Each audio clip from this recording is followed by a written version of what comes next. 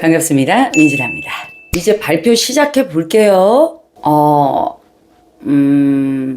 안녕하세요.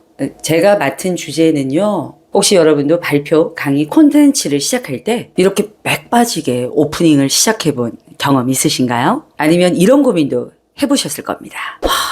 어떻게 하면 쌈뽕하고 맛있게 첫 시작을 할 수 있을까? 자, 지금 이 영상을 보고 있는 여러분은 아마도 청중의 시선을 사로잡는 오프닝, 첫 10초 안에 사람의 마음을 끌어당기는 마법의 말, 그 시작 한마디의 힘이 얼마나 중요한지 느끼고 계실 거예요. 실제로 프레젠테이션, IR 피칭, 유튜브 콘텐츠, 강의, 연설, 어떤 형식의 말하기든 시작한 지 10초에서 30초 안에 청중의 이목을 끌지 못하면 집중도는 급격히 떨어진다는 연구도 있습니다. 그렇다면 이런 질문을 던져봅니다. 어떻게 시작해야 사람들의 시선을 붙잡을 수 있을까? 지금부터 소개할 5가지 오프닝 전략은 어떤 자리에서도 바로 활용할 수 있는 실전형입니다. 실제 발표 현장에서 검증된 예시와 팁까지 함께 정리했으니 하나씩 꾹꾹 눌러 담아 가시기 바랍니다. 민지 나이스. 첫 번째는 인용입니다. 지혜의 말로 시작하면 설득력은 2배가 됩니다. 왜 인용을 하면 좋을까요? 사람은 낯선 사람의 말보다 이미 익숙하고 신뢰받는 사람의 말에 더 귀를 기울입니다. 유명인의 한마디, 고전에서 나온 명언, 책이나 영화 속 인상 깊은 대사는 그 자체로 지적 신뢰감과 말의 무게를 높이는 역할을 하죠. 특히 아직 청중이 당신에게 완전히 집중하지 않은 시점에서는 어디서 이 말 한번 들어봤는데? 하는 순간 귀가 열립니다. 즉, 인용은 주의를 끌고 메시지에 깊이를 더하며 청중의 몰입을 돕는 도구입니다. 예시 보겠습니다. 마하트마 간디는 말했습니다. 당신이 세상에서 보고 싶은 변화가 되어라. 저는 이 말을 들을 때마다 제 역할을 다시 생각하게 됩니다. 오늘은 그 변화에 대해 이야기해 보겠습니다. 프랭클린 디 루스벨트는 이렇게 말했습니다. 우리가 두려워해야 될 유일한 것은 두려움 그 자체다. 변화의 순간마다 이 말을 떠올리며 저는 한 걸음씩 나아갈 수 있었습니다. 인용을 어떤 식으로 스피치에 자연스럽게 녹여낼 수 있는지 말씀드리겠습니다. 우선 인용문과 누가 한 말인지를 먼저 말합니다. 순서는 바뀌어도 됩니다. 누군가 이렇게 말했습니다. 이렇게요. 또 괜찮고 뭐라고 합니다. 누구가 한 말인데요. 더 괜찮습니다. 그 다음에 말하는 주제와 그 인용을 한 2문장 정도로 자연스럽게 연결하는 것이죠. 그렇게 하시면 어지간한 인용은 평타 이상은 하실 수 있습니다. 다만 한 가지만 더 첨언하자면 청중이 너무나 잘 아는 말을 인용할 경우에는 조금 새로운 해석을 더해 주시는 것도 좋습니다. 두 번째는 유머입니다. 웃음은 가장 빠른 라포 형성 도구입니다. 왜 유머를 쓰면 좋을까요? 사람은 긴장을 풀고 나서야 제대로 듣기 시작합니다. 유머는 청중의 긴장을 자연스럽게 녹이고 연사에 대한 호감과 신뢰를 동시에 형성합니다. 특히 발표 초반은 청중도 발표자도 모두 어색한 순간이죠. 그럴 때 터지는 한 줄 웃음은 분위기를 전환하는 스위치가 됩니다. 게다가 유머를 사용하는 사람들은 무의식적으로 저 사람 여유 있네, 센스 있다 라는 인상을 주기도 하죠. 그렇다면 유머는 어떻게 할 수 있을까요? 사실 잘 안 된다고 느끼시는 분들 많으실 거예요. 맞긴 합니다. 타고난 부분도 물론 있긴 하죠. 다만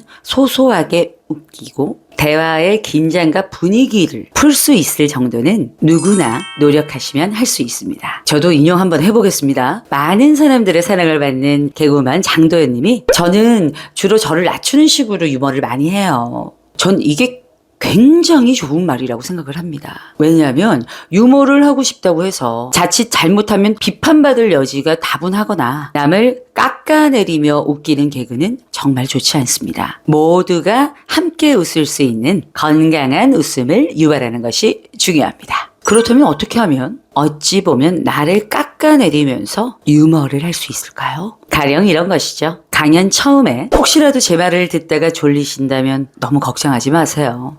전 늘 그래요. 제가 말하다가도 제가 졸아요. 라든가 아니면 제가 머리가 커서 모자도 안 어울리고 비율이 좀 안 좋긴 한데 딱 한 개는 좋더라고요. 같이 찍는 사람들의 머리가 작게 보이게 할 수 있습니다. 와 같이요. 다만 유머를 하실 땐 짧고 명확하게 하는 것을 추천드립니다. 너무 길면 청중들이 피곤해할 수 있습니다. 그리고 내가 너무 유머를 하고 싶어서 집에서 달달달달 외운 거를 상황에 맞지도 않는데 해버린다? 아휴, 이건 자폭입니다. 나는 웃기지 않은 사람이야 라고 말을 하는 것과 똑같죠. 상황에 맞게 자연스러운 유머를 구사하셔야 됩니다. 세 번째는 감정입니다. 진심을 꺼내면 마음이 열립니다. 왜 감정적인 오프닝이 효과적일까요? 감정은 사람을 가장 빠르게 연결하는 도구입니다. 이야기의 처음에 진심이 묻어나면 청중은 방어를 풀고 마음을 열게 됩니다. 특히 누구나 겪을 수 있는 개인적인 경험, 실패, 두려움, 희망 등을 꺼내는 감정형 오프닝은 청중의 몰입도와 공감도를 동시에 끌어올릴 수 있는 강력한 몰입 장치입니다. 게다가 감정은 기억에 오래 남습니다. 감동이 있는 말은 오래가고 강의가 끝나도 그때 그 말이 기억나 라는 반응을 유도할 수 있어요.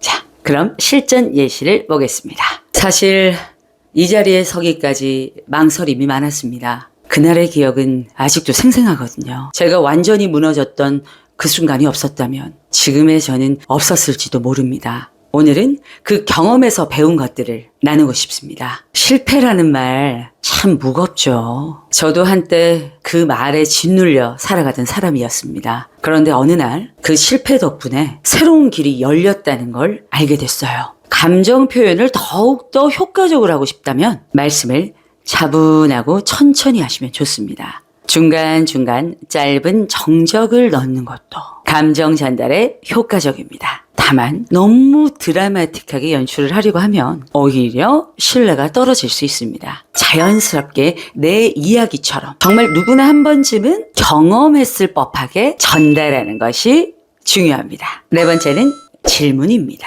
질문은 관심을 낚는 낚시 바늘입니다. 여러분, 이번 영상에서 말씀드리는 5가지 오프닝 중에 가장 쉬운 것이 뭔지 아시나요? 바로 질문입니다. 진짜 질문은 제일 쉬운데 그렇다고 효과가 그렇게 나쁘지도 않습니다. 인용하려면 인용구를 찾아봐야 되고 그 인용구에 또 스토리텔링을 해야 되고 유머를 하려면 또 머리를 쓰고 그렇게 해야 되잖아요. 그렇다면 왜 질문으로 시작하면 좋을까요? 질문을 들으면 사람들은 무의식적으로 대답을 머릿속에 떠올리게 됩니다. 그 순간 발표자와 청중 사이에 생각의 연결이 생기죠. 질문은 발표자가 일방적으로 이야기하는 것을 막아주고 청중을 듣는 사람에서 생각하는 사람으로 바꾸는 장치입니다. 또한 질문은 발표의 자연스러운 흐름을 만들어주는 내레이션 도구이기도 합니다. 요즘 가장 많이 듣는 말이 뭔지 아세요? 아마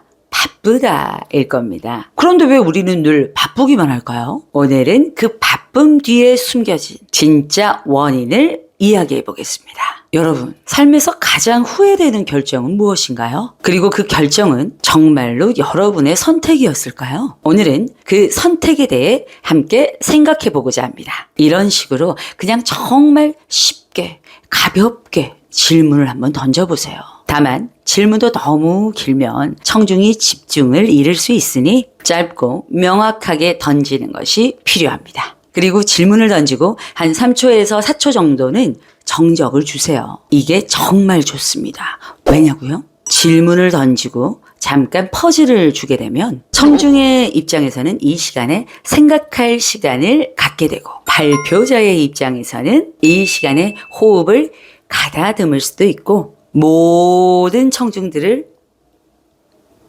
쭉 둘러보며 눈맞춤 해주는 여유로운 모습을 보일 수도 있습니다. 그 여유로운 모습은 곧 자신감을 보여줍니다. 5번째는 반전입니다. 예상을 깨는 순간 집중은 터집니다. 왜 반전 오프닝이 효과적일까요? 사람은 익숙한 흐름에는 금방 지루해집니다.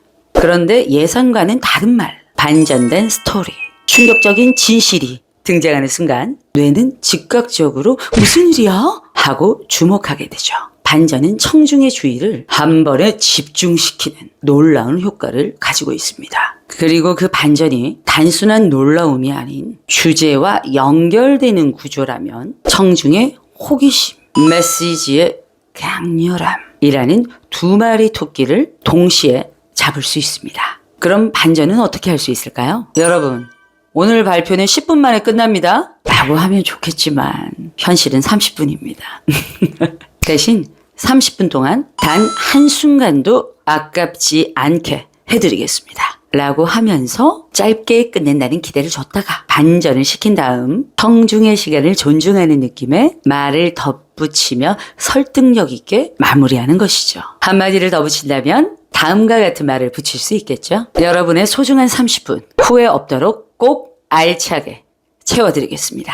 어때요? 처음에 반전시킬 때는 아깝다, 일찍 끝날 수 있었는데 싶었지만 뒤로 갈수록 청자에 대한 예의가 느껴지지 않나요? 하지만 반전을 쓰실 때도 주의가 필요합니다. 반전을 위해 무리하게 과장된 표현이나 거짓 정보를 쓰면 신뢰를 잃기 때문입니다. 그리고 반전 오프닝 후에는 반드시 그럼에도 불구하고 혹은 그래서 제가 이 이야기를 전하고자 합니다. 식의 메시지의 전환이 필요합니다.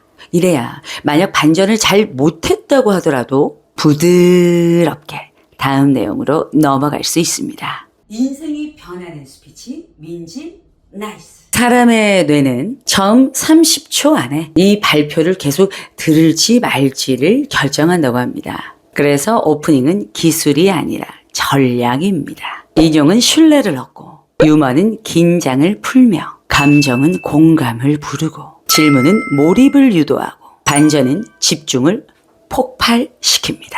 이 5가지 오프닝 전략은 단순히 말하기 기술이 아닙니다. 청중의 마음을 여는 열쇠이자 당신의 이야기를 진짜로 들려줄 수 있는 문을 여는 첫걸음입니다. 다음 발표, 콘텐츠, 피칭, 강연에서 이 중 하나만이라도 써보세요. 한 문장이 누군가의 마음을 사로잡는 순간을 반드시 경험하게 될 겁니다. 스피치의 시작을 고민하는 여러분을 저 민지나 강사가 응원합니다. 다음에 더 좋은 내용을 함께 하겠습니다. 오케이, 나이스 최고.